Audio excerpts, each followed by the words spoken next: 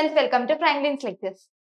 അപ്പൊ എല്ലാവരും S3 ഒക്കെ കഴിഞ്ഞ് S4 ക്ലാസ് കേൾക്കാൻ വേണ്ടിയിട്ട് റെഡി ആയിട്ടിരിക്കുകയായിരിക്കും അല്ലെ? അപ്പൊ നമ്മൾ ഇന്ന് മാത്തമാറ്റിക്സ് ഫോർ ഫിസിക്കൽ സയൻസ് 4നെ പറ്റിയാണ് പറയാൻ പോകുന്നത്. നിങ്ങളുടെ ഇത്രയും കാലം S1, S2, S3 ഈ 3 സെമ്മിലും നിങ്ങൾ മാത്സ് പഠിച്ചിട്ടുണ്ടായിരുന്നത് ഇലക്ട്രിക്കൽ സയൻസുകാരുടെ കൂടെയായിരുന്നു. അപ്പോ ഈ സെമ്മ് മാത്രം, ഇനി ഈ സെമ്മിൽ മാത്രമേ നിങ്ങൾക്ക് മാത്സ് ഉള്ളൂ, അടുത്ത സെമ്മിൽ ഇനി മാത്സ് വരുന്നില്ല. അപ്പോ ഈ സെമ്മിൽ നിങ്ങൾ മാത്സ്, നിങ്ങൾക്ക് സെപ്പറേറ്റ് മാത്സ് ആണ്, അവർക്കും വേറെ മാത്സ് ആണ്. അപ്പോ മാത്തമാറ്റിക്സ് ഫോർ ഈ സെമ്മിലെ നിങ്ങളുടെ പേപ്പറിന്റെ പേരാണ് mathematics four physical science 4. Physical science പഠിക്കുന്ന പിള്ളേരാണ് നിങ്ങൾ അല്ലെ? സിവിൽ പഠിക്കുന്ന ആൾക്കാരും മെക്ക് പഠിക്കുന്ന ആൾക്കാരുമാണ് നിങ്ങൾ. അപ്പൊ നിങ്ങൾക്ക് ഈ സെമ്മിൽ പഠിക്കാനുള്ള maths paper mathematics four physical science 4 ആണ്. GCMAT 401 ഗ്രൂപ്പ് സി പഠിക്കുന്ന ആൾക്കാരല്ലേ? സോ GCMAT 401 ആണ് നിങ്ങളുടെ കോഴ്സ് കോഡ്. ഓക്കെ, അപ്പൊ നമുക്ക് ഇന്ന് എന്ത് ചെയ്യാം, ഈ ഒരു കോഴ്സിനെ പറ്റി നമുക്കൊന്ന് പരിചയപ്പെടാം. ഇതിന്റെ ഒരു ഇൻട്രൊഡക്ഷൻ പോലെ നമുക്കിന്ന് എന്തൊക്കെയാണ് ഈ കോഴ്സിലുള്ളത്, എന്തൊക്കെയാണ് നിങ്ങൾ പഠിക്കുക എന്നുള്ള കാര്യങ്ങളൊക്കെ നമുക്കൊന്ന് നോക്കാം. ഈ കോഴ്സിന്റെ ഒരു ഔട്ട്ലൈൻ എങ്ങനെയാണെന്നൊക്കെ നമുക്ക് നോക്കാം. ഓക്കെ, അപ്പോ ഈ കോഴ്സിന്റെ കോഡ് എന്താ? GCMAT 401. ഓക്കെ, അപ്പൊ നമുക്ക് ആദ്യം കുറച്ച് ഇതിന്റെ ഇവാലുവേഷൻ പാറ്റേൺ ഒക്കെ എങ്ങനെയാണെന്ന് നോക്കാം. ഓക്കെ, സാധാരണ നിങ്ങൾക്ക് ഇത്രയും സെമ്മിൽ നിങ്ങൾക്ക് വന്നിട്ടുള്ള പോലെ തന്നെയാണ് ഇതിന്റെ ഇവാലുവേഷൻ വരിക. എങ്ങനെയാ? ഇന്റേണൽ എക്സാമിന് 40 മാർക്കിനാണ് ക്വസ്റ്റ്യൻ ഉണ്ടാവുക. 40 മാർക്കിന്റെ ഇന്റേണൽ മാർക്കാണ് നിങ്ങൾക്ക് കിട്ടുക. ഓക്കെ, ഇനി എക്സ്റ്റേണലില് ടോട്ടൽ എത്ര മാർക്കാണ്? എക്സ്റ്റേണൽ എക്സാമിന് ഉണ്ടാവുക total 60 marks. S1, S2, S3 ഉണ്ടായിരുന്ന പോലെ തന്നെ എക്സ്റ്റേണൽ എക്സാമിന് ടോട്ടൽ 60 മാർക്സ് ആണ് ഉണ്ടാവുക. ആൻഡ് ക്രെഡിറ്റ്സ് 3 ക്രെഡിറ്റ് ഉള്ള പേപ്പർ ആണ് അല്ലെ? ഇത്രയും കാലം നിങ്ങൾക്ക് ഉണ്ടായിരുന്ന പോലെ തന്നെ 3 ക്രെഡിറ്റ് ഉള്ള പേപ്പർ ആണ് മാത്സ് പേപ്പർ ഈ തവണ. നെക്സ്റ്റ്, എക്സാമിന്റെ എക്സാം അവേഴ്സ് എത്ര മണിക്കൂറിന്റെ എക്സാം ആണ്? 2.5 മണിക്കൂറിന്റെ എക്സാം. ഓക്കെ, അപ്പോ ഈ ഒരു പേപ്പർ നിങ്ങൾക്ക് പഠിക്കണം, കറക്റ്റ് ആയിട്ട് ഒന്ന് മനസ്സിലാക്കണം എന്നുണ്ടെങ്കിൽ ബേസിക് കാൽക്കുലസ് നിങ്ങൾക്ക് അറിയണം. ഡിഫറൻഷിയേഷനും ഇന്റഗ്രേഷനും അതുപോലെ അഡീഷനും സബ്ട്രാക്ഷനും മൾട്ടിപ്ലിക്കേഷനും അങ്ങനത്തെ കാര്യങ്ങളൊക്കെ, അങ്ങനത്തെ ബേസിക് കാൽക്കുലസ് ഒക്കെ നിങ്ങൾക്ക് അറിയണം. കാരണം ഈ ഒരു പേപ്പറിൽ നിങ്ങൾ പഠിക്കാൻ പോകുന്നത് പ്രോബബിലിറ്റി ആണ്. ഓക്കെ, പ്രോബബിലിറ്റിയുടെ ബേസ് തൊട്ട് അതിന്റെ ഇപ്പത്തെ ഏറ്റവും അഡ്വാൻസ്ഡ് ലെവൽ വരെ നിങ്ങൾ പഠിക്കും. ഓക്കെ, അപ്പോ പ്രോബബിലിറ്റി ആണ് നിങ്ങൾക്ക് മെയിൻ ആയിട്ട് ഈ പേപ്പറിൽ പഠിക്കാനുള്ളത്. സോ പ്രോബബിലിറ്റി പഠിക്കുന്ന സമയത്ത് നിങ്ങൾക്ക് എന്ത് വേണ്ടി വരും? കാൽക്കുലസിലെ ഇന്റഗ്രേഷൻ വേണ്ടി വരും, ഡിഫറൻഷിയേഷൻ വേണ്ടി വരും. ഓക്കെ, അപ്പോ ആ കാൽക്കുലസ് നിങ്ങൾക്ക് അറിയണം, ഇന്റഗ്രേറ്റ് ചെയ്യാൻ അറിയണം, ഡിഫറൻഷിയേറ്റ് ചെയ്യാൻ അറിയണം. അറിയില്ലെങ്കിലും കുഴപ്പമില്ല, സാവധാനം പഠിച്ചാലും മതി. ഓക്കെ, ഇതുവഴി ഇങ്ങനെ പഠിച്ചു പോയാലും മതി. ഓക്കെ, ഇനി ഇതൊരു തിയറി പേപ്പർ ആണ്, ലാബോ പ്രാക്ടിക്കലോ ഒന്നും ഉണ്ടാവില്ല. ഓക്കെ, അപ്പോ ഇന്റേണൽ ഇവാലുവേഷൻ പാറ്റേൺ എങ്ങനെയാണ് നിങ്ങളുടേത്? അറ്റൻഡൻസിന് 5 മാർക്കാണ്. ഓക്കെ, അറ്റൻഡൻസിന് 5 മാർക്കാണ് ഉണ്ടാവുക. ഈ 40 മാർക്കിൽ 5 മാർക്ക് അറ്റൻഡൻസിന്. ആൻഡ് പ്രൊജക്ടിന് 15 മാർക്ക്. അപ്പോ അതുപോലെ ഇന്റേണൽ എക്സാം നിങ്ങൾക്ക് എങ്ങനെയാണ് ഉണ്ടാവുക? 2 ഇന്റേണൽ എക്സാം ആണ്. അതിൽ ഫസ്റ്റ് ഇന്റേണൽ എക്സാമിന്റെ മാർക്ക് 10 മാർക്കും സെക്കൻഡ് ഇന്റേണലിന്റെ ടോട്ടൽ മാർക്ക് 10 മാർക്കും ആയിട്ടാണ് ഉണ്ടാവുക. അല്ലെ? നിങ്ങൾക്ക് അറിയുന്ന കാര്യമാണ്, കഴിഞ്ഞ സെമ്മിലൊക്കെ കണ്ടിട്ടുള്ള അതേ ഒരു പാറ്റേൺ ആണ്. ഓക്കെ, ആൻഡ് ടോട്ടൽ 40 മാർക്സ് ആണ് ഇന്റേണൽ മാർക്കിന് കിട്ടുക. ഓക്കെ, സോ ഇന്റേണലിൽ അത്ര മാർക്ക് വേണം. അതുപോലെ semester exam, external sem exam എങ്ങനെയാണ് ഡിവിഷൻ വരുന്നത് നോക്കാം. അപ്പൊ ഇത്രയും സെമ്മിൽ നിങ്ങൾ കണ്ട പോലെ തന്നെയാണ് ഈ സെമ്മിലും മാത്സ് പേപ്പറിന്റെ സെം എക്സാം വരിക. ഓക്കെ, 2 പാർട്ടായിട്ടായിരിക്കും നമ്മുടെ ക്വസ്റ്റ്യൻ പേപ്പർ ഉണ്ടാവുക. ഫസ്റ്റ് പാർട്ടിൽ എന്താണ്?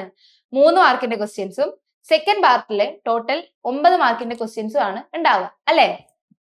So 2 questions from each module. Part എയില് എങ്ങനെയാണ്? ഓരോ മൊഡ്യൂളിൽ നിന്നും നിങ്ങൾക്ക് 4 മൊഡ്യൂൾ അല്ലേ ഉള്ളത്. സോ ഈ ഓരോ മൊഡ്യൂളിൽ നിന്നും 2 questions വീതം, ഓരോ മൊഡ്യൂളിൽ നിന്നും 2 questions വീതം 8 question ആണ് നിങ്ങൾക്ക് പാർട്ട് എയിൽ ഉണ്ടാവുക. ഓക്കെ, ഫസ്റ്റ് മൊഡ്യൂളിൽ നിന്ന് 2 ക്വസ്റ്റ്യൻ, സെക്കൻഡ് മൊഡ്യൂളിൽ നിന്ന് 2 ക്വസ്റ്റ്യൻ, അങ്ങനെ 4 മൊഡ്യൂളിൽ നിന്നും 2 ക്വസ്റ്റ്യൻസ് വീതം 8 ക്വസ്റ്റ്യൻ നിങ്ങൾക്ക് പാർട്ട് എയിൽ ഉണ്ടാവും. ആൻഡ് ഇതിലെ total of 8 questions each carrying 3 marks. So ഈ ഓരോ ക്വസ്റ്റ്യനും എത്ര മാർക്കാണ്? 3 മാർക്ക് വീതമാണ് ഉള്ളത്. ഓക്കെ, ആൻഡ് ഈ ക്വസ്റ്റ്യൻ എല്ലാം തന്നെ ആൻസർ ചെയ്യും വേണം. പാർട്ട് ബിയിലെ പോലെയല്ല, പാർട്ട് എയിലെ എല്ലാ ക്വസ്റ്റ്യൻസും അറ്റൻഡ് ചെയ്യണം. ഓക്കെ, ഇനി പാർട്ട് ബിയിലേക്ക് വരുമ്പോ എങ്ങനെയാണ്? 2 questions will be given from each module. ഓരോ മൊഡ്യൂളിൽ നിന്നും 2 questions വീതം ഉണ്ടാവും. ഓക്കെ, മൊഡ്യൂൾ 1 നിന്നും മൊഡ്യൂൾ 2 നിന്നും 2 questions വീതം ഉണ്ടാവും. Out of which 1 question should be answered. അല്ലെ? ഓർ ക്വസ്റ്റ്യൻ ആയിട്ടാണ് ഉണ്ടാവുക. ഫസ്റ്റ് മൊഡ്യൂളിന്റെ ഒരു ക്വസ്റ്റ്യനും സെക്കൻഡ് മൊഡ്യൂളിന്റെ വേറൊരു ക്വസ്റ്റ്യനുമായിട്ടായിരിക്കും. ഇതിൽ ഏതെങ്കിലും ഒന്ന് ആൻസർ ചെയ്താൽ മതി. ആ രീതിയിലായിരിക്കും ഉണ്ടാവുക. അതിലെ എന്താ പറയാ 4 മൊഡ്യൂളിൽ നിന്നും ക്വസ്റ്റ്യൻസ് ഉണ്ടാവും. ഇതിലെ ഈ ഓരോ മൊഡ്യൂളിൽ നിന്നും 2 ക്വസ്റ്റ്യൻസ് വീതം. ഇതിലെ ഈ ഒരു മൊഡ്യൂളിലെ ഒരു ക്വസ്റ്റ്യൻ ആൻസർ ചെയ്താൽ മതി. ആൻഡ് ഈ ഒരു ക്വസ്റ്റ്യന് സബ് പാർട്ട് ഉണ്ടാവും. ഇപ്പോ എട്ടാമത്തെ ക്വസ്റ്റ്യൻ ആണെങ്കിൽ അതിന് A B എന്ന് പറഞ്ഞിട്ടുണ്ടാവും. നെക്സ്റ്റ് ഓർ ആയിട്ടായിരിക്കും 9ാമത്തെ ക്വസ്റ്റ്യൻ ഉണ്ടാവുക. അപ്പൊ ഇതിൽ ഏതെങ്കിലും ഒന്ന് ആൻസർ ചെയ്താൽ മതി ഓരോ മൊഡ്യൂളിൽ നിന്നും. ഓക്കെ, അപ്പൊ അങ്ങനെയാണ് ഉണ്ടാവുക. Each question can have A maximum of 3 sub division അല്ലെ. ഇതില് ഈ ഓരോ ക്വസ്റ്റ്യനും മാക്സിമം 3 സബ് ഡിവിഷൻസ് വരെ ഉണ്ടാവാം. Each question carries 9 marks. So ഇതില് ഈ ഓരോ ഓർ ക്വസ്റ്റ്യനും എത്ര മാർക്കാണ്? 9 മാർക്ക് വീതമാണ് ഓരോ ക്വസ്റ്റ്യനും ഉണ്ടാവും. Okay, and 4 into 9 = 36 marks. So part ബിയില് നിങ്ങൾക്ക് മാക്സിമം കിട്ടാവുന്നത് എത്രയാണ്? 36 മാർക്കാണ്.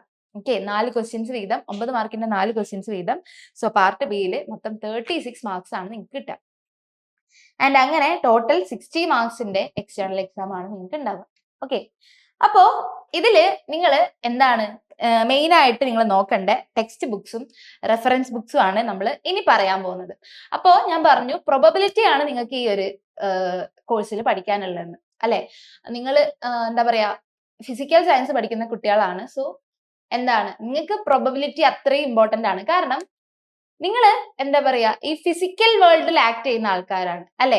നമ്മുടെ ചുറ്റും കാണുന്ന കൺസ്ട്രക്ഷൻസ് ഉണ്ടാക്കുന്ന ആൾക്കാരാണ്, മെഷീൻസ് പ്രൊഡ്യൂസ് ചെയ്യുന്ന ആൾക്കാരാണ്. സോ ഈ പ്രൊഡക്ഷൻ ഒക്കെ ചെയ്യുന്ന സമയത്ത്, ഇങ്ങനെയുള്ള സംഭവങ്ങളൊക്കെ കൺസ്ട്രക്ഷൻ ഒക്കെ ചെയ്യുന്ന സമയത്ത് എറേഴ്സ് ഉണ്ടാവാൻ ചാൻസ് ഉണ്ട്. അതുപോലെ വേരിയേഷൻസും കാര്യങ്ങളും ഒക്കെ വരാൻ ചാൻസ് ഉണ്ട്. അപ്പോ ഈ എറേഴ്സിനെ ഒക്കെ നമുക്ക് കറക്റ്റ് ആയിട്ട് മാപ്പ് ചെയ്ത് മോഡൽ ചെയ്ത് കണ്ടുപിടിക്കണം എന്നുണ്ടെങ്കിൽ പ്രോബബിലിറ്റി വേണം. ഓക്കെ, അപ്പൊ അതിനു വേണ്ടി നിങ്ങളെ എക്വിപ്ഡ് ആക്കാൻ വേണ്ടിയിട്ടാണ് ഈ ഒരു സംഭവം നിങ്ങൾ പഠിക്കുന്നത്. ഓക്കെ, അപ്പോ ഏതൊക്കെ ടെക്സ്റ്റ് ബുക്സ് ആണ് നിങ്ങൾ ഇവിടെ റെഫർ ചെയ്യേണ്ടത്? പ്രോബബിലിറ്റി ആണ് മെയിൻ ആയിട്ടുള്ളത് അല്ലെ. സോ ഇവിടെ ഏതൊക്കെ ടെക്സ്റ്റ് ബുക്സ് ആണ് നിങ്ങൾ മെയിൻ ആയിട്ട് റെഫർ ചെയ്യേണ്ടതെന്ന് ചോദിച്ചു കഴിഞ്ഞാല്, ടെക്സ്റ്റ് ബുക്സ് നിങ്ങളുടെ 2 ടെക്സ്റ്റ് ബുക്സ് ആണ് നിങ്ങൾക്കുള്ളത്. ഓക്കെ, ഏതൊക്കെയാണ് 2 ടെക്സ്റ്റ് ബുക്സ്? ഫസ്റ്റ് 2 മൊഡ്യൂളിനും ഫസ്റ്റ് 3 മൊഡ്യൂൾസിനും നിങ്ങൾ ഇത് യൂസ് ചെയ്യാം. Probability and statistics for engineering and sciences എന്ന് പറയുന്ന ജെയിൽ ഡിവോറിന്റെ 9th എഡിഷൻ യൂസ് ചെയ്താൽ മതി. Okay, probability and statistics for engineering and sciences. അടുത്തത് SS ശാസ്ത്രിയുടെ ലാസ്റ്റ് മൊഡ്യൂളിലെ ന്യൂമറിക്കൽ മെത്തേഡ്സിനൊക്കെ വരുന്ന സമയത്ത് SS ശാസ്ത്രിയുടെ introductory methods of numerical analysis എന്ന് പറയുന്ന ടെക്സ്റ്റ് ബുക്കും യൂസ് ചെയ്താൽ മതി. ഓക്കെ, അപ്പൊ ഇത് രണ്ടുമാണ് നിങ്ങളുടെ ടെക്സ്റ്റ് ബുക്സ്. ഇനി നിങ്ങൾക്ക് അതല്ല അതിന് പുറത്തുള്ള കാര്യങ്ങൾ അറിയണമെന്നുണ്ടെങ്കിൽ നിങ്ങൾക്ക് റെഫറൻസ് ബുക്സ് ഉണ്ട്. ഏതൊക്കെയാ? Probability, random variables and stochastic processes by ആരാണ്? Papoulis A and Pillai SU. Okay, ഇവരുടെ 4th എഡിഷൻ ഈ ബുക്ക് നിങ്ങൾക്ക് റെഫർ ചെയ്യാം. അതുപോലെ introduction to probability and statistics for engineers and scientist, Ross SM-ന്റെ ഈ ബുക്ക് നിങ്ങൾക്ക് യൂസ് ചെയ്യാം. ഓക്കെ, ഇതിന്റെ 6th എഡിഷൻ നിങ്ങൾക്ക് യൂസ് ചെയ്യാം. അതുപോലെ ന്യൂമറിക്കൽ മെത്തേഡ്സ് ഫോർ എഞ്ചിനീയേഴ്സ് എന്ന് പറയുന്ന സ്റ്റീവൻ C ചെപ്രയുടെയും റൈമൺ P കാനേലിന്റെയും 8th എഡിഷൻ ബുക്ക് നിങ്ങൾക്ക് യൂസ് ചെയ്യാം. ഓക്കെ, അപ്പൊ നിങ്ങൾക്ക് ടെക്സ്റ്റ് ബുക്സ് ഇതാണെങ്കിലും എക്സ്ട്രാ റെഫറൻസിന് വേണ്ടിയിട്ട് നിങ്ങൾക്ക് ഈ 3 ബുക്സും യൂസ് ചെയ്യാവുന്നതാണ്. ഓക്കെ, ഇനി നമുക്ക് എന്ത് ചെയ്യാം? ഓരോ മൊഡ്യൂളും നിങ്ങളുടെ സിലബസിൽ ഓരോ മൊഡ്യൂളും എങ്ങനെയാണ് ഇവോൾവ് ചെയ്ത് വരുന്നത് എന്നുള്ള കാര്യം നമുക്കൊന്ന് നോക്കി നോക്കാം. ഓക്കെ, അപ്പോ ഫസ്റ്റ് മൊഡ്യൂൾ എന്ന് പറയുന്നത് ആ പ്രോബബിലിറ്റിന്റെ ഒരു ബേസ് നിങ്ങൾക്ക് ഉണ്ടാക്കിയെടുക്കുകയാണ് ഫസ്റ്റ് മൊഡ്യൂൾ ചെയ്യുന്നത്. ഓക്കെ, പ്രോബബിലിറ്റിന്റെ ബേസ് ഉണ്ടാക്കി ഡിസ്ക്രീറ്റ് റാൻഡം വേരിയബിൾസിനെ പറ്റി നിങ്ങൾക്ക് പറഞ്ഞുതരും ഫസ്റ്റ് മൊഡ്യൂൾ. ഓക്കെ, അപ്പോ പ്രോബബിലിറ്റിയുടെ ഏറ്റവും ബേസിക് ആയിട്ടുള്ള റാൻഡം വേരിയബിൾസിനെ പറ്റി ആണ് ആദ്യം ഫസ്റ്റ് മൊഡ്യൂളിൽ പഠിക്കുക. എന്നിട്ട് നമ്മൾ അവിടെ 2 ടൈപ്പ് ഓഫ് റാൻഡം വേരിയബിൾ ഉണ്ടെന്ന് പറഞ്ഞ് നമ്മൾ നേരെ ഡിസ്ക്രീറ്റ് റാൻഡം വേരിയബിൾസിലേക്ക് കടക്കും. ഓക്കെ, അപ്പോ റാൻഡം വേരിയബിൾ എന്ന് പറഞ്ഞാൽ എന്താ സംഭവം? നമ്മുടെ ലോകം മൊത്തം അൺസർട്ടൈൻ ആയിട്ടിരിക്കുകയാണ് അല്ലെ. എന്ത് കാര്യമാണെങ്കിലും നമുക്കിപ്പോ ഇന്ന ഒരു കാര്യം ഇന്ന സമയത്ത് നടക്കുമെന്ന് ഒരിക്കലും പ്രെഡിക്റ്റ് ചെയ്യാൻ പറ്റില്ല. നമ്മൾ ഷെഡ്യൂൾ ചെയ്ത കാര്യമൊക്കെ ആണെങ്കിൽ നമുക്ക് അത് അങ്ങനെ നടക്കും എന്ന് പറയാം. പക്ഷേ റാൻഡം ആയിട്ട് നാച്ചുറലി നടക്കുന്ന ഫിനോമിനാസ് ഒന്നും നമുക്ക് ഒരിക്കലും അതുപോലെ തന്നെ നടക്കുന്നൊന്നും പറയാൻ പറ്റില്ല. സോ ഇങ്ങനെ എന്താ പറയാ അൺസർട്ടൈൻ ആയിട്ട് നടക്കുന്ന കാര്യങ്ങളെ ന്യൂമറിക്കൽ മാത്തമാറ്റിക്സിന്റെ ടേംസിലേക്ക് കൊണ്ടുവന്നിട്ട് അതിനെ എന്താ പറയാ അതിനെ ഒന്ന്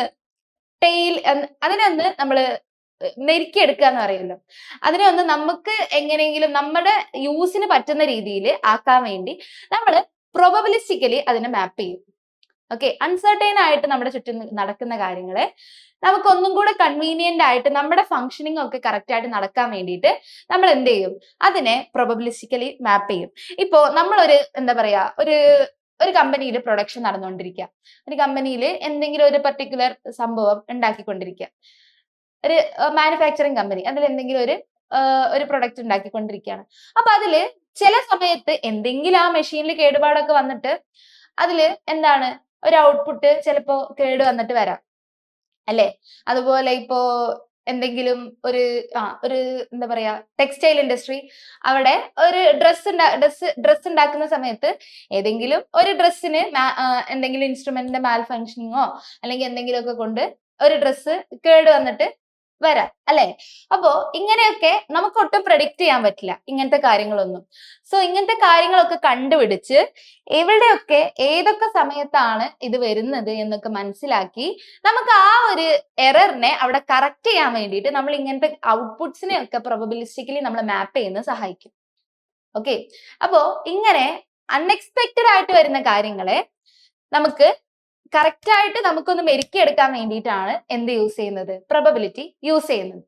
ഓക്കെ, ഒരിക്കലും നമുക്ക് പ്രഡിക്റ്റ് ചെയ്യാൻ പറ്റാത്ത ടൈപ്പ് ഓഫ് കാര്യങ്ങളെ പ്രൊബബിലിറ്റി നമുക്ക് എന്ത് ചെയ്തു തരും, നമുക്ക് കാണാൻ പറ്റുന്ന രീതിയിൽ, നമുക്ക് അതിനെ മനസ്സിലാക്കാൻ പറ്റുന്ന രീതിയിൽ പ്രൊബബിലിറ്റി പറഞ്ഞു തരും. അതുപോലെ നമ്മുടെ ചുറ്റും നടക്കുന്ന കാര്യങ്ങളിലെ ഒക്കെ പാറ്റേൺസ് ഒക്കെ പ്രൊബബിലിറ്റി നമുക്ക് ഒന്നുകൂടെ എളുപ്പത്തിൽ മനസ്സിലാക്കി തരും.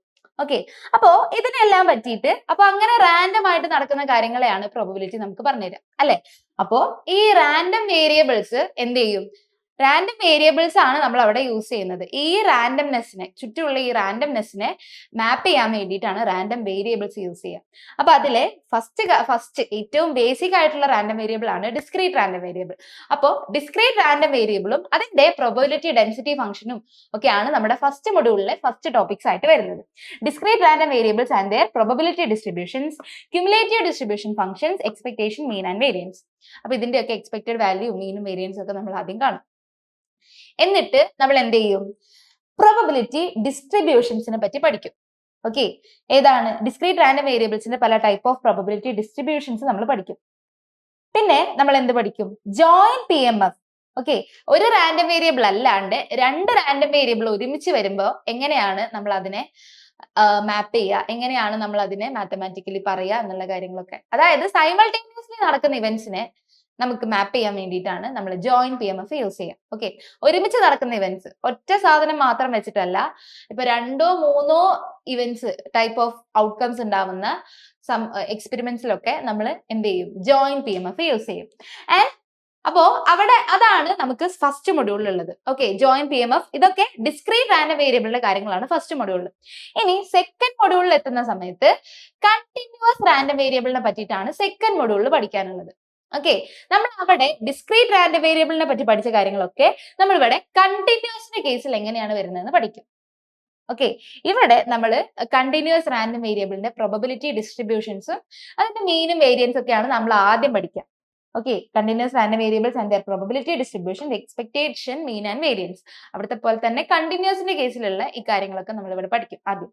എന്നിട്ട് നമ്മൾ ഇവിടത്തെ കുറച്ച് probability distributions, മെയിൻ ആയിട്ടുള്ള കുറച്ച് probability distributions ആണ് നമ്മൾ ഇവിടെ പഠിക്കുക. ഏതൊക്കെയാണ്, uniform, normal and exponential distribution. ഏറ്റവും ഇമ്പോർട്ടന്റ് ആയിട്ടുള്ള ഏത് ഫീൽഡിൽ വർക്ക് ചെയ്യുന്ന ആൾക്കാർക്കും ഇമ്പോർട്ടന്റ് ആയിട്ടുള്ള ഒരു ഡിസ്ട്രിബ്യൂഷൻ ആണ് ഈ നോർമൽ ഡിസ്ട്രിബ്യൂഷൻ ഒക്കെ. അപ്പൊ ഇതൊക്കെയാണ് നമ്മൾ ഈ സെക്കൻഡ് മൊഡ്യൂളിൽ പഠിക്കുക. ഓക്കെ, ഇനി അടുത്ത ഒരു പോർഷനിൽ നമ്മൾ എന്ത് ചെയ്യും, കണ്ടിന്യൂസ് റാൻഡം വേരിയബിൾസിന്റെ ജോയിന്റ് PMFനെ പറ്റി പഠിക്കും. രണ്ട് കണ്ടിന്യൂസ് റാൻഡം വേരിയബിൾസ് ഒരുമിച്ച് വരുന്ന സമയത്ത്, അല്ലെങ്കിൽ രണ്ട് തരത്തിലുള്ള ഔട്ട്പുട്ട്, രണ്ട് കണ്ടിന്യൂസ് ഔട്ട്പുട്ട് ഒരു സിസ്റ്റത്തിൽ ഉണ്ടാവുന്ന സമയത്ത് എങ്ങനെയാണ് ആ സിസ്റ്റം ആക്ട് ചെയ്യുന്നത്, അതിന്റെ മീൻ, വേരിയൻസ്, മാർജിനൽ ഡെൻസിറ്റി, ഇൻഡിപെൻഡൻസ്, ഈ കാര്യങ്ങളൊക്കെയാണ് നമ്മൾ ലാസ്റ്റ് ആയിട്ട് ഈ ഒരു സെക്കൻഡ് മൊഡ്യൂളിൽ പഠിക്കുക. ഓക്കെ, ഇനി നമ്മൾ തേർഡ് മൊഡ്യൂളിൽ എത്തുമ്പോൾ എന്താണ്, നമ്മൾ ഹൈപ്പോത്തസിസ് ടെസ്റ്റിംഗ് ആണ് തേർഡ് മൊഡ്യൂളിൽ പഠിക്കാനുള്ളത്. ഇപ്പോ നമ്മൾ ഒരു കാര്യം അസ്യൂം ചെയ്തിട്ട് അത് ശരിയാണോ തെറ്റാണോ എന്നുള്ള കാര്യങ്ങളൊക്കെയാണ് നമുക്ക് തേർഡ് മൊഡ്യൂളിൽ ഉള്ളത്. ഓക്കെ, സ്റ്റാറ്റിസ്റ്റിക്കൽ ഇൻഫറൻസും ഹൈപ്പോത്തസിസ് ടെസ്റ്റിംഗും ആണ് നമ്മുടെ തേർഡ് മൊഡ്യൂളിൽ വരുന്നത്. അപ്പോ നമുക്ക് എന്ത് ചെയ്യും, നമുക്ക് ഒരു സാമ്പിൾ ഡാറ്റ കിട്ടിയിട്ട് അത് വെച്ചിട്ടുള്ള ഡിസിഷൻ മേക്കിങ്ങിനും കാര്യങ്ങൾക്കും ഒക്കെയാണ് നമുക്ക് ഈ ഹൈപ്പോത്തസിസ് ടെസ്റ്റിംഗ് ഒക്കെ ആവശ്യം വരും. ഇവിടെ നമ്മൾ ആദ്യം ഹൈപ്പോത്തസിസിന്റെ ബേസ് ഉണ്ടാക്കും. ടെസ്റ്റിംഗ് ഓഫ് ഹൈപ്പോത്തസിസിന്റെ ബേസ് ഉണ്ടാക്കും. കോൺഫിഡൻസ് ഇന്റർവെൽസ് എന്താണ്, കോൺഫിഡൻസ് ലെവൽ എന്താണ്, confidence intervals and one sided confidence intervals for a population mean for large samples, പിന്നെ hypothesis and test procedures, type 1 and type 2 errors. അപ്പൊ ഇങ്ങനെയുള്ള ഹൈപ്പോത്തസിസ് ടെസ്റ്റിങ്ങിന് വേണ്ട basic ആയിട്ടുള്ള കാര്യങ്ങളൊക്കെ നമ്മൾ ആദ്യം ചെയ്യും. എന്നിട്ട് നമ്മൾ എങ്ങോട്ട് പോകും, പല ടെസ്റ്റുകളും ഉണ്ട് ഹൈപ്പോത്തസിസ് ടെസ്റ്റിങ്ങിന്റെ. സാമ്പിൾ ഡാറ്റ എന്താ നമ്മൾ ചെയ്യുക, സാധാരണ സ്റ്റാറ്റിസ്റ്റിക്കൽ അനാലിസിസ് നമ്മൾ ചെയ്യുന്ന സമയത്ത് നമുക്കൊരു പോപ്പുലേഷനെ പറ്റി പഠിക്കണം എന്നുണ്ടെങ്കിൽ നമ്മൾ ആ മൊത്തം ആ പോപ്പുലേഷനെ പറ്റിയൊന്നും നമ്മൾ എന്ത് ചെയ്യില്ല, പഠിക്കില്ല.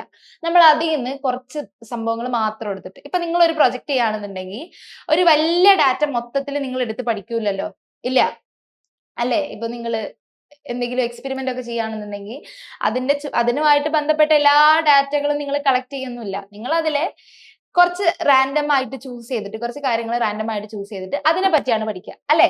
അപ്പോ അങ്ങനെ നമ്മൾ എന്ത് ചെയ്യും, സാമ്പിൾ ഡാറ്റ എടുക്കും. എന്നിട്ട് ഈ സാമ്പിൾ ഡാറ്റയും നമ്മുടെ പോപ്പുലേഷനും തമ്മിൽ മാച്ച് ആവുന്നുണ്ടോ എന്ന് ചെക്ക് ചെയ്യുന്നതാണ് ഈ ഹൈപ്പോത്തസിസ് ടെസ്റ്റിംഗ്. ഓക്കെ, ഫിസിക്കൽ എക്സ്പെരിമെന്റ്സും കാര്യങ്ങൾക്കും ഒക്കെ ഈ ഹൈപ്പോത്തസിസ് ടെസ്റ്റിംഗ് ഭയങ്കരമായിട്ട് യൂസ്ഫുൾ ആണ്.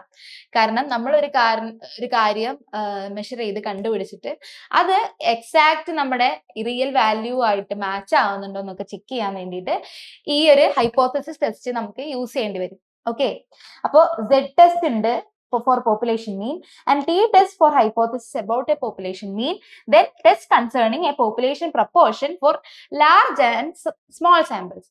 അപ്പോൾ Z ടെസ്റ്റും T ടെസ്റ്റും അതുപോലെ പോപ്പുലേഷൻ പ്രപ്പോർഷൻ ടെസ്റ്റും ഒക്കെയാണ് നമുക്ക് തേർഡ് മൊഡ്യൂളിൽ പഠിക്കാനുള്ളത്. ഓക്കെ, അപ്പൊ ഇങ്ങനെയുള്ള ഹൈപ്പോത്തസിസ് ടെസ്റ്റിംഗ് ആണ്. ഓക്കെ, നമ്മൾ ആദ്യം പ്രോബബിലിറ്റിന്റെ ബേസിക് ഉണ്ടാക്കിയിട്ട് നമ്മൾ തേർഡ് മൊഡ്യൂൾ എത്തുമ്പോൾ അതൊക്കെ യൂസ് ചെയ്ത് നമ്മൾ ഹൈപ്പോത്തസിസ് ടെസ്റ്റിംഗ് നടത്തും. ഇവിടെയാണ് നമുക്ക് മെയിൻ ആയിട്ട് നമ്മുടെ നോർമൽ ഡിസ്ട്രിബ്യൂഷൻ ഒക്കെ യൂസ് ചെയ്യേണ്ടി വരും. ഓക്കെ, നെക്സ്റ്റ് ഫോർത്ത് മൊഡ്യൂളിൽ എത്തുമ്പോൾ ഇവിടെ നിങ്ങൾ പഠിക്കുന്നത് കുറെ ന്യൂമറിക്കൽ മെത്തേഡ്സ് ആണ്. ഓക്കെ, നിങ്ങളിപ്പോ എന്തെങ്കിലും ഒരു എക്സ്പെരിമെന്റ് ചെയ്തു, അല്ലെങ്കിൽ നിങ്ങൾക്ക് എന്തോ ഒരു സംഭവം, ഒരു മെഷീനിന്റെ ഔട്ട്പുട്ടിനെ നിങ്ങൾ ഒരു മാത്തമാറ്റിക്കൽ മോഡൽ ആക്കിയിട്ട് നിങ്ങൾ അതിനെ കൺവേർട്ട് ചെയ്തു. അപ്പൊ കൺവേർട്ട് ചെയ്യുമ്പോൾ നിങ്ങൾക്ക് ഒരിക്കലും ആൻസർ കണ്ടെത്താൻ പറ്റാത്ത ഒരു ഇക്വേഷൻ ആണ് നിങ്ങൾക്ക് ഉള്ളതെന്നുണ്ടെങ്കിൽ അതിന്റെ ന്യൂമറിക്കൽ ഔട്ട്കം എന്താണെന്ന് മനസ്സിലാക്കാൻ വേണ്ടിയിട്ടാണ് ഈ ന്യൂമറിക്കൽ മെത്തേഡ്സ് ഒക്കെ ഉള്ളത്. ഓക്കെ, അത്തരത്തിലുള്ള ന്യൂമറിക്കൽ മെത്തേഡ്സിനെ പറ്റിയിട്ടാണ് നമ്മളെ ഫോർത്ത് മൊഡ്യൂളിൽ പഠിക്കുക. Newton Raphson method, goes elimination method and goes Jordan method. ഈ 3 മെത്തേഡ്സും നമ്മൾ ആദ്യം പഠിക്കും. കുറച്ച് സിമ്പിൾ ആയിട്ടുള്ള 3 മെത്തേഡ്സ് നമ്മൾ ആദ്യം പഠിക്കും.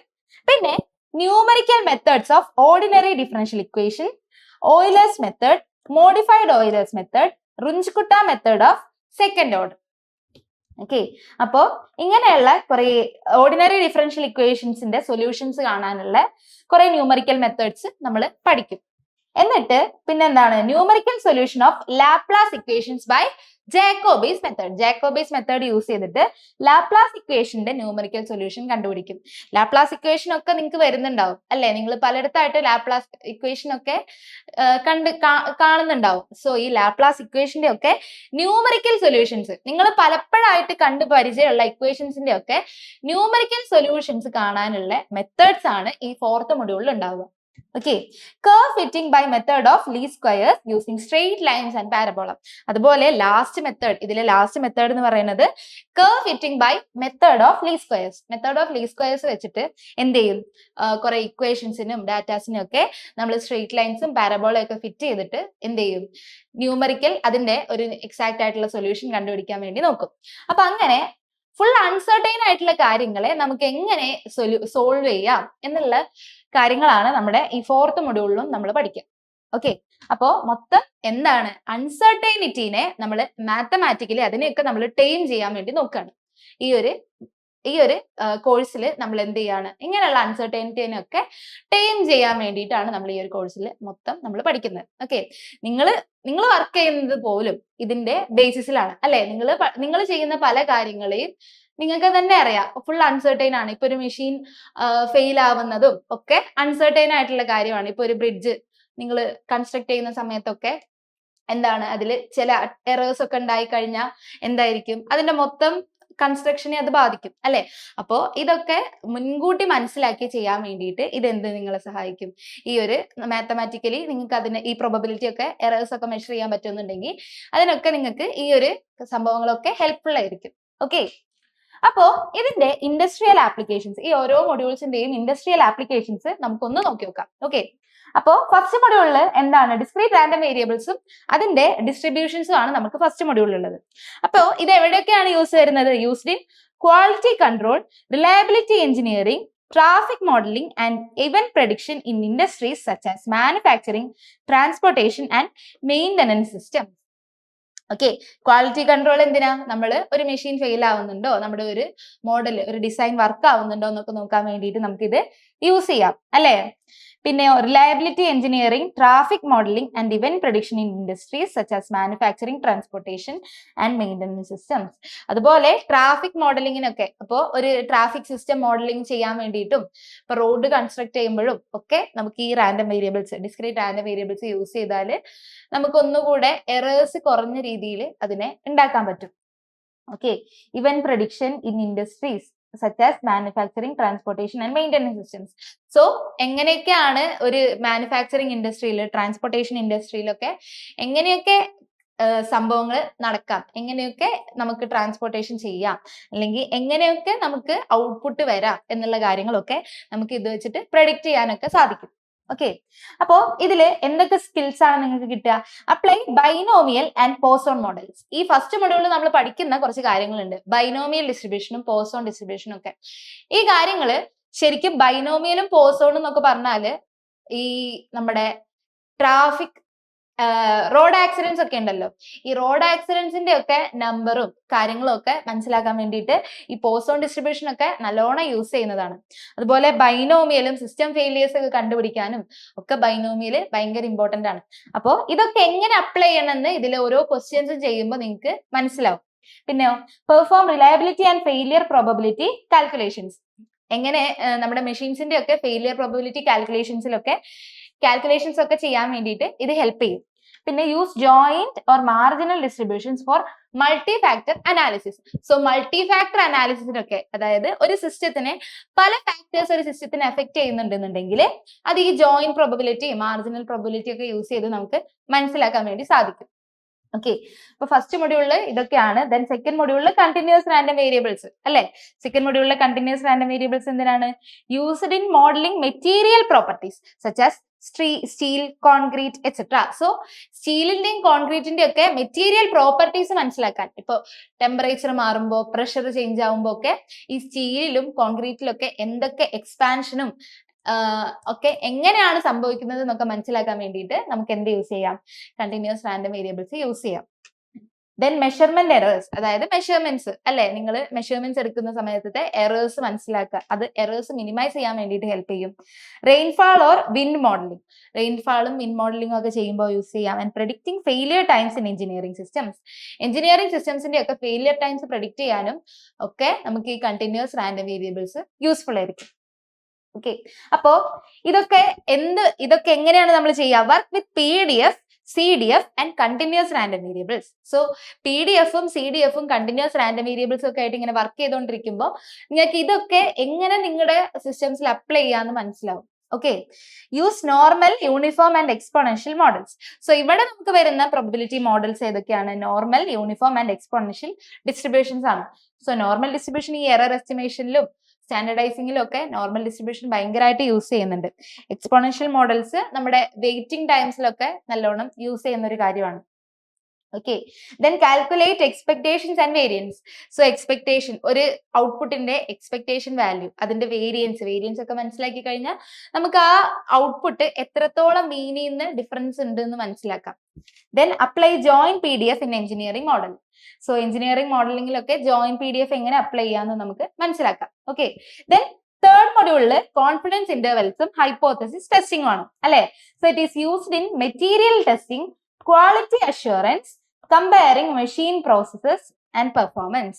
സോ അതെന്തിനാണ്, മെറ്റീരിയൽസ് ടെസ്റ്റ് ചെയ്യാൻ വേണ്ടിയിട്ട്, അതായത് നമ്മുടെ മെറ്റീരിയൽ നന്നായിട്ട് വർക്ക് ചെയ്യുന്നുണ്ടോ ഇല്ലയോ, അത് നമ്മള് എക്സ്പെക്ട് ചെയ്യുന്ന ഒരു ഔട്ട്കം അതിന് കിട്ടാൻ പറ്റുമോ എന്നുള്ള കാര്യങ്ങളൊക്കെ നമുക്ക് ഇത് വെച്ചിട്ട് ടെസ്റ്റ് ചെയ്യാൻ പറ്റും. ക്വാളിറ്റി അഷ്വറൻസ്, അതിന്റെ ക്വാളിറ്റി നമുക്ക് അഷ്വർ ചെയ്യാം. നമ്മൾ ഉദ്ദേശിച്ച ആ ഒരു മാർജിനിലേക്ക് ഇത് എത്തുന്നുണ്ടോ അല്ലെങ്കിൽ അത് മാർജിൻ ഫെയിൽ ആവുന്നുണ്ടോ എന്നൊക്കെ നമുക്ക് കോൺഫിഡൻസ് ഇന്റർവെൽസ് വെച്ചിട്ട് ടെസ്റ്റ് ചെയ്യാം. Comparing machine process and performance, so മെഷീന്റെ പ്രോസസ്സും പെർഫോമൻസും ഒക്കെ നമുക്ക് കമ്പയർ ചെയ്യാം.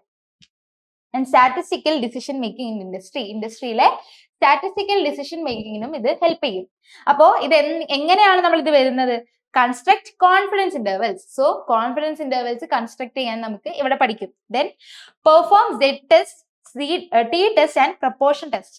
സോ സെഡ് ടെസ്റ്റും ടി ടെസ്റ്റും ഒക്കെ പെർഫോം ചെയ്യാനും പ്രപ്പോർഷൻസ് ടെസ്റ്റ് ചെയ്യാനും ഒക്കെ നമുക്കിത് ഇവിടെ നമ്മൾ പഠിക്കും. Then distinguish type 1 and type 2 errors. ഈ കോൺഫിഡൻസ് ഇന്റർവെൽസിന്റെ ഒക്കെ ടൈപ്പ് 1 എറർ എന്താണ്, ടൈപ്പ് 2 എറർ എന്താണെന്നൊക്കെ നമുക്ക് ഡിസ്റ്റിംഗ്വിഷ് ചെയ്യാൻ വേണ്ടി നമുക്ക് പറ്റും. Make data driven engineering decisions. So വെറും നമ്മൾ എന്തെങ്കിലും പറയാണ്ട് ഡാറ്റേനെ ബേസ് ചെയ്തുകൊണ്ട് എഞ്ചിനീയറിംഗ് ഡിസിഷൻസ് എടുക്കാൻ വേണ്ടി നമുക്ക് പറ്റും. അതായത് ഡാറ്റേനെ ബേസ് ചെയ്തുകൊണ്ട് ഡിസിഷൻസ് എടുത്തിട്ടേ കാര്യമുള്ളൂ. നമ്മൾ വെറുതെ എന്തെങ്കിലും ഒരു ഊഹം വെച്ചിട്ട് ഡിസിഷൻ എടുത്തിട്ട് കാര്യമില്ല. സോ ഡാറ്റേനെ ബേസ് ചെയ്തുകൊണ്ട് കറക്റ്റ് ആയിട്ട് ഡിസിഷൻ എടുക്കണമെന്നുണ്ടെങ്കിൽ നമുക്ക് ഹൈപ്പോത്തസിസ് ടെസ്റ്റിംഗ് നമുക്ക് അതിന് ഹെൽപ്പ് ചെയ്യും. ദെൻ ലാസ്റ്റ് മൊഡ്യൂളിൽ numerical methods and curve fittings. So ഇതെന്തിനാണ്? Applied in solving engineering equations. So engineering equations solve ചെയ്യാൻ യൂസ് ചെയ്യാം. Structural or thermal analysis. So ഓരോ കാര്യത്തിന്റെ ഓരോ സ്ട്രക്ചേഴ്സിന്റെ ഒക്കെ തെർമൽ അനാലിസിസും കാര്യങ്ങളൊക്കെ നമുക്ക് ചെയ്യാൻ പറ്റും. Flow simulation and fitting experimental data for design and prediction. So ഡിസൈനും പ്രഡിക്ഷനും ഒക്കെ എക്സ്പെരിമെന്റൽ ഡാറ്റനെ ഫിറ്റ് ചെയ്യാൻ വേണ്ടിയിട്ട് നമുക്ക് ഇത് യൂസ് ചെയ്യാം. ഓക്കെ, സോ ഇതിൽ നമ്മൾ എന്തൊക്കെ ചെയ്യും? Solve non linear equations. So non linear ആയിട്ടുള്ള ഇക്വേഷൻസ് നമ്മൾ ഇവിടെ സോൾവ് ചെയ്യും using Newton Raphson method. Then apply Gauss methods for system of equations. നിങ്ങൾക്ക് സിസ്റ്റം ഓഫ് ഇക്വേഷൻസ് ഒക്കെ കുറെ വരും. സോ അത് ഗോസ് മെത്തേഡ്സ് വെച്ചിട്ട്, ഗോസ് ജോർദാൻ മെത്തേഡും ജക്കോബീസ് മെത്തേഡും ഒക്കെ വെച്ചിട്ട് നമുക്ക് ഇവിടെ സിസ്റ്റം ഓഫ് ഇക്വേഷൻസ് സോൾവ് ചെയ്യാനുള്ള മെത്തേഡ് കിട്ടും. Then use Euler and Runge Kutta for ODEs solve ചെയ്യാനുള്ള ഓയിലറും റിഞ്ചിക്കുട്ട മെത്തേഡും ഒക്കെ നമുക്ക് കിട്ടും. Then fit experimental data using least squares. Least square method use ചെയ്തിട്ട് എക്സ്പെരിമെന്റൽ ഡാറ്റ ഫിറ്റ് ചെയ്യാനുള്ള ഒരു ഐഡിയയും നമുക്ക് കിട്ടും. ഓക്കെ, അപ്പോ എന്താണ്, നിങ്ങൾ ചെയ്യുന്ന കാര്യങ്ങളെയൊക്കെ അവർക്കൊക്കെ, നിങ്ങൾ ചെയ്യുന്ന ഔട്ട്പുട്ട്സിനൊക്കെ, നിങ്ങൾ ചെയ്യുന്ന പ്രൊഡക്ഷനും കൺസ്ട്രക്ഷനും ഒക്കെ ഒരു മാത്തമാറ്റിക്കൽ സ്ട്രെങ്ത് തരാണ് എന്ത് ചെയ്യുന്നത്, പ്രോബബിലിറ്റി ചെയ്യുന്നത്. ഓക്കെ, നിങ്ങളുടെ ഔട്ട്പുട്ട്സിനെയൊക്കെ ഒന്ന് വെരിഫൈ ചെയ്യാണ് പ്രോബബിലിറ്റി ചെയ്യാം. ഓക്കെ, അപ്പോ അത്രയും നിങ്ങൾക്ക് ഇമ്പോർട്ടന്റ് ആയിട്ടുള്ള ഒരു ടോപ്പിക്സ് ആണ് എന്ത് ചെയ്യുക, ഈ ഒരു കോഴ്സിൽ നിങ്ങൾക്ക് പഠിക്കാനുണ്ടാവും. ഓക്കെ, അപ്പോ നമുക്ക് എന്ത് ചെയ്യാം, ഈ കോഴ്സ് നമുക്ക് മെല്ലെ മെല്ലെ ഓരോ മൊഡ്യൂൾസ് ആയിട്ട് നമുക്ക് കവർ ചെയ്ത് പോവാം. ഓക്കെ, അപ്പൊ നമ്മളിവിടെ ചെയ്യുന്ന ഓരോ പ്രോബ്ലംസും നിങ്ങൾ നന്നായിട്ട് വർക്ക്ഔട്ട് ചെയ്യണം. കാരണം പ്രോബബിലിറ്റി ആണ്. സോ എറേഴ്സ് വരാനുള്ള ചാൻസ് ഭയങ്കര കൂടുതലാണ് അല്ലെ. എറേഴ്സ് വന്നു കഴിഞ്ഞാൽ തന്നെ നിങ്ങൾക്ക് അറിയാം എല്ലാം മാറിപ്പോവും, മാർക്കും കുറയും അല്ലെ. പലപ്പോഴും ഈ ഒരു ടോപ്പിക്സിൽ എക്സാം എഴുതുന്നവർക്ക് കേട്ടിട്ടുണ്ട്, അവർക്ക് പല സ്റ്റെപ്പ് വെച്ചിട്ട് സ്റ്റോപ്പ് ആയി പോകുന്നു, എറേഴ്സ് വരുന്നു എന്നുള്ള കാര്യങ്ങളൊക്കെ. സോ അതൊന്നും വരാതിരിക്കണം എന്നുണ്ടെങ്കിൽ നമ്മളെ ക്ലാസ് നന്നായിട്ട് കേട്ടിട്ട് നിങ്ങൾ എന്ത് ചെയ്യണം, നന്നായിട്ട് ഓരോ സ്റ്റെപ്പ് ബൈ സ്റ്റെപ്പ് നമ്മുടെ ഓരോ ക്ലാസ്സും നിങ്ങൾ കാണണം. ഓക്കെ, അപ്പോ നമ്മുടെ ക്ലാസ് ഫോളോ ചെയ്ത് കഴിഞ്ഞാൽ എങ്ങനെയാണ് ഇത് ഓരോന്നും വരുന്നത്, ഓരോ ഡിസ്ട്രിബ്യൂഷൻസും ഓരോ പ്രോബബിലിറ്റിയുടെ ഓരോ കാര്യങ്ങളും എങ്ങനെയൊക്കെയാണ് അപ്ലൈ ചെയ്ത് നിങ്ങൾക്ക് പഠിക്കാൻ പറ്റുക എന്നുള്ളത് നിങ്ങൾക്ക് മനസ്സിലാവും. ഓക്കെ, അപ്പോ എല്ലാവരും നമ്മുടെ കൂടെ ഉണ്ടാവുക. ഇന്ന് തന്നെ നമ്മുടെ ക്ലാസ്സിൽ ജോയിൻ ചെയ്ത് പഠിക്കാൻ തുടങ്ങാം. ഓക്കെ, ലേറ്റ് ആയി കഴിഞ്ഞാൽ എന്താവും, ഇത് കുറെ അധികം പഠിക്കാനുണ്ട്. ഓക്കെ, സോ അത് പഠിക്കുന്നത് നമ്മുടെ കുന്നുകൂടി വരും അല്ലെ. സോ ഇപ്പൊ തന്നെ ക്ലാസ്സസ് പഠിച്ച് സ്റ്റാർട്ട് ചെയ്യാം. ഓക്കെ, അപ്പോ എല്ലാവരും നന്നായിട്ട് പഠിക്കുക. All the best.